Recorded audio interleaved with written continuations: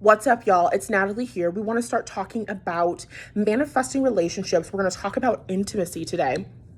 And we're specifically talking about manifesting relationships in this new level of life, in this new experience of life that you're manifesting, right? The first thing that we want to mention is the fact that a lot of people in their relationships, for those of you who suffer trauma, abuse, and neglect in your relationships, friendships, romantic relationships, and your connections with others, what you are seeking to feel is a feeling of acceptance and being loved and being cherished for the first time. There's a couple of you watching this who are seeking to feel important, right? There's a desire to feel validated by someone outside of yourself. So if you fall under that category, then you have some inner child healing work to do. And in that case, you're going to come back and watch this video in a couple of months when you finish that inner child healing work, or when you've done enough of that healing work, okay? Could be lower if you decide to work with me, you know what I'm saying? Anyway.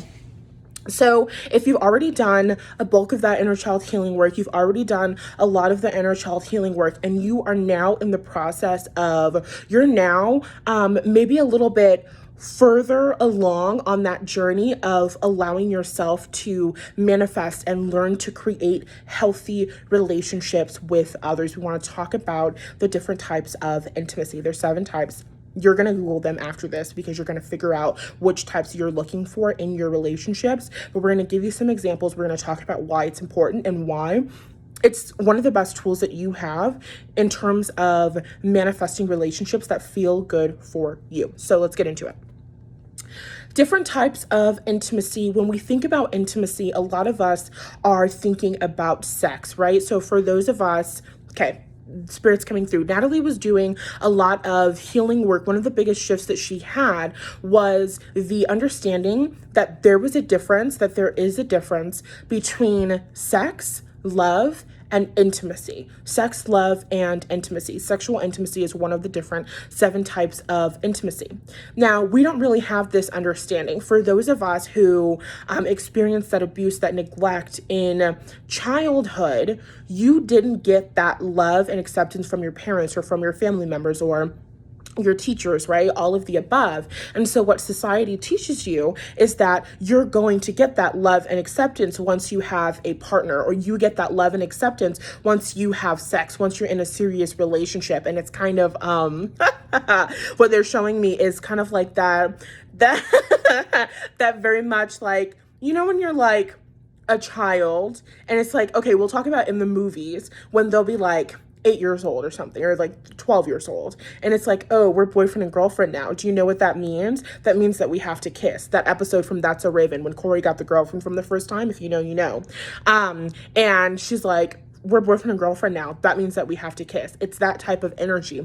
You developed this idea. A lot of y'all are so hyper-focused on, I want a husband, I want a twin flame, I want a soulmate, because you believe that the only time you're going to feel that love, acceptance, and wholeness is when you get that partner. So you're putting a lot of pressure on your potential partners. They have to do a lot for you. That's why we're saying you do that inner child healing work first. And then as you're ready to get out there and start connecting with people in healthier ways, we really want to talk about preferences, okay? And this is really, as we've been talking about recently, and what we mean by recently, we mean within recent posts, is, and if you're new here, just go look back on those. We've been talking about the importance of knowing who you are, the importance of developing a sense of self, and ultimately developing a sense of self is tapping into your emotions, tapping into your emotional guidance system, tapping into your preferences, allowing yourself to communicate those preferences to others, right?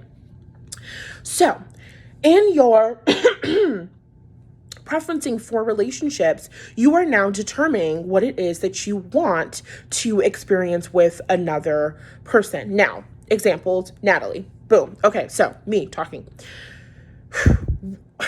I have now discovered what I want in relationships. What I want in relationships is intellectual intimacy. Intellectual intimacy is we get each other here. We talk about the same things. We understand, no, not we talk about the same things if we have the same interests, but we have a common understanding. We have common communication styles. We have common values, but I also like a little bit of contrast. This would be in astrology like a square, right? Because you want the opportunity to grow. And so I want people in my life, I want partners in my life who are intellectually stimulating and challenging. So first, it's intellectual intimacy, and I kind of created it in a bit of a tower way. So first is intellectual intimacy. The second one is recreational intimacy, doing things. It's like actual activities, going out, going hiking, taking a trip, going out and actually doing something. Again, it's a bit of that personal growth thing. I really like to explore, do things that I've never done before. Recreational intimacy. The next intimacy is, what was the next one? It was intellectual intimacy. How are you forgetting? I talked about this for like an hour before I did this video. Intellectual intimacy, recreational intimacy, a little bit of emotional intimacy. And I say a little bit of emotional intimacy because when people think about emotional intimacy, a lot of the times they tend to be coming, okay, fine, I don't want to say people, me. In the past, when I thought about emotional intimacy, I was coming from a place of codependency. And so when I was coming from a place of codependency, emotional intimacy is I tell you all of my problems and I tell you how I feel and you make me feel better and all of that. And so now that's not really what emotional intimacy looks like because I know how to self-regulate. I know how to control my own emotions. I know how to soothe myself. That's my responsibility. And so I say a tad bit of emotional intimacy because that's the correct connotation for me. So that emotional intimacy comes later in a relationship. A lot of people who don't have boundaries, a lot of people who are codependent jump right in. Your first communication and conversation with someone shouldn't necessarily be, I hate my life, I'm having the worst thing ever, these are all of my problems, this is my sob story, right? That's a lack of emotional boundaries for me. And I'm also a Capricorn moon, meaning I'm a little bit more emotionally reserved. Even though I am so developed, I'm not somebody who is overly emotional in terms of sadness and stuff like that. And so emotional intimacy to me in relationships looks like we talk to each other a lot. There's a fondness between us. We hang out all the time. And then naturally an emotional intimacy develops. Naturally, I understand your likes and your dislikes. Naturally, I understand your personal preferences. I understand what makes you happy. Emotional intimacy is, Nathallie, I brought you roses on April 20th because I know that that is the anniversary of the date that you officially started your business and all of this. And I know that roses are your favorite rose, and that is emotional intimacy, right? And so that's something that comes a little bit later as you're getting to know someone. And then after that is physical intimacy. Because what I've realized is that I cannot allow myself to engage in physical intimacy with someone if I do not have intellectual intimacy, recreational intimacy, and emotional intimacy with them. If there isn't an emotional closeness, if they are not emotionally open, no, we will not connect in that way. I have Mars and Scorpio. It just doesn't work for me. That's not my preference. And so now what dating looks like when people are, what are you looking for? I'm looking for intellectual, recreational, blah, blah, blah, blah, blah. There's a whole bunch of different intimacies. Another one of the intimacy types is financial intimacy. Financial intimacy isn't something that I'm interested in at all because I don't want anybody else's nose in my business. To me, financial intimacy is something that would be reserved for a serious partnership. That would be my spouse. And that's not something that I'm looking to experience. I'm looking to grow and expand. That's why intellectual and recreational intimacy are the biggest and the highest on that list. Physical intimacy comes last because if we're not connecting intellectually, if we don't do things in common, if we're not connecting intellectually, we don't have anything because I don't want to hang out with someone that I don't want to talk to and so on and so forth, right? And so basically, okay, small story time. I recently connected with this guy and it was a manifestation because I was like, I want it was a manifestation because I was like, I want partners who are going to give me more experiences. I was having I'm a goddess, don't come to me without an offering moment.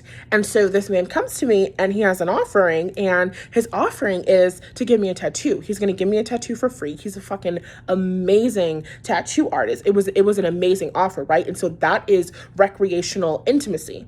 But I couldn't allow it because his offer was for recreational intimacy and physical intimacy, which isn't enough for me because this specific person, English isn't his first language.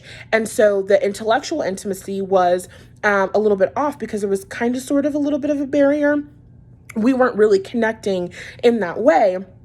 And then the emotional intimacy was off because he was just completely emotionally closed off. And so in your manifestations, what we want you to do, Spirit coming back through, what we want you to focus on is following your yeses. What Nathallie has done a beautiful example of showing you over the past 2 years is harping on your no's. This is something that I didn't want to experience. So what she would have done in the past was, I met this guy, he wanted to, not you imitating me. In the past, what she would have done was, I met this guy, he wanted to have sex with me in exchange for a tattoo, and I don't think that I can do this. And then she, would have made jokes about it, but she would have been focusing on the fact that he didn't give her what she wanted. He's not offering what she wants. Instead, following the yeses looks like, okay, it wasn't an offer for intellectual or emotional intimacy, but we are moving in a positive direction. I love recreational intimacy. I love when potential partners come into my life offering me a new experience. Being tattooed by somebody who I don't know at all, but who's an amazing artist. It would have been an amazing story to tell. And I love that. That's something that I value. And so now that feels a lot better. That's me moving towards my goal instead of feeling worse moving away from them. And so we just want to bring that to your attention as you are getting to know yourself more and more. You now have the joy of figuring out what it is that you want in relationships. You didn't have that joy before. Before it was, I want whoever wants me. Before it was, I met this person and this person hit my inner child wounds so specifically, and I actually never believed that I would be loved before. And so this is my one shot. This has to be my twin flame, and I have to force this relationship to work even though every single thing about it feels bad. There is a huge difference in that. So now that you're in this whole new chapter of learning to have healthy relationships that feel good, what is it that you want to experience? What is it that you prioritize in relationships? What do you particularly enjoy? And then what your manifestation of people looks like, your connections with people look like, they either want the same thing that I want or they don't want the same thing that I want. So number one, you find the person who wants intellectual, recreational, or whatever of the intimacies that you want. And then, you see if it's a match. If the two of you vibe, then it's that. And so we lastly want to talk about vibration really, really, really quickly. I don't know if we want to make this another video. We can get it out. So the people who you are connecting with have to be a vibrational match to you. This is talking about intellectual. No, we're not doing it. We're not doing it. It's another video because we don't want to get too close to the cutoff. Okay, that's all that we have to say. We have the workshop, the manifestation fucking workshop on January 17th. When I'm telling you, you have no clue. Okay, if you really have no clue, go to my website to get some information on the event, see how amazing it's going to be. But you have no clue how we're about to fucking put this shit on you. You have no idea. This workshop is about to be the shit. It's a manifestation workshop. There are 2 ticket options. One option where you can be in the hot seat with us, meaning me and Spirit, channeling for you, helping you shift your energy during the workshop after you just got a whole bunch of shifts, learning about how to work manifestation to get you where you want to go. Also, well, we have several offerings right now. You can always go to the link in my bio, but the thing that's not in the link in my bio is that I'm offering clarity calls. I'm sorry, I'm getting text. Clarity calls with Spirit, which is $600 for one powerful, transformative fucking breakthrough hour. We're going to get your self-limiting beliefs together. Okay. We're going to identify some trauma. We're going to get your energy shifted. And then what we're also going to do is give you the guidance and the information you need to continue doing that work on your own. So this is perfect if you are DIYing your healing. You don't want that hands-on approach. You don't want to be walked through it. If you do want that hands-on approach, I do have a 5-month program, which is chef's fucking kiss. Come work with me. Go. Oh my God. My mother is really throwing me off my game. I'm getting text messages. I have to go. I love you all so much, and I will talk to you soon. Bye.